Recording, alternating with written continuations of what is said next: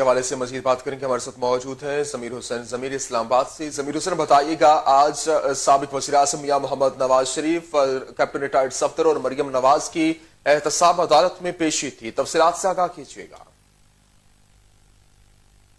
Captain retired Safdar اور مریم نواز کے حوالے سے اس کی سماعت تھی۔ میاں محمد نواز شریف، کیپٹن ریٹائرڈ صفدر اور مریم نواز یہاں پیش ہوئے اور میاں صاحب آج 11ویں بار احتساب عدالت پیش ہوئے تھے اور باقاعدہ طور پر یہاں پہ اس کیس کی سماعت جاری رہی اور 3 گواہوں کو عدالت نے طلب کیا گیا تھا جن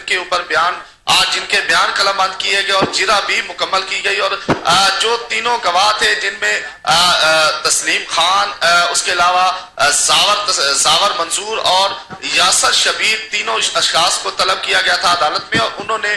بیان قلم بند کروایا، پھر جرہ بھی مکمل کی گئی اور آج اس کیس کی بڑی اہم سماعت تھی جو تقریباً کافی دیر تک جاری رہی۔ اور اس کے بعد اس سماعت کے بعد میاں محمد نواز شریف جو عدالت سے باہر آئے اور انہوں نے میڈیا سے بات بھی کی اور ان کا کہنا تھا کہ مجھے آج تک یہاں پیشیوں پر بلایا جاتا ہے، مجھے اس کی سمجھ نہیں آئی، اور مزید ان کا کہنا تھا کہ مجھے ایک اقامہ پر نکالا گیا اور ان کا کہنا تھا اقامہ کا مطلب کیا ہے، ویزا۔ تو اس کے علاوہ ان کا کہنا تھا کہ مجھے ایک اقامہ پر نکال دیا گیا، جبکہ کل عمران خان کی جو ضمانت ہوئی تھی اس حوالے سے بھی انہوں نے کہا کہ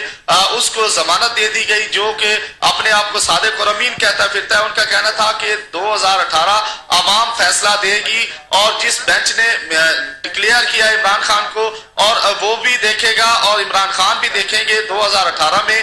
جو ہے وہ ہم لوگ عوام کی عدالت میں جائیں گے۔ مزید ان کا کہنا تھا کہ سعودی عرب جانا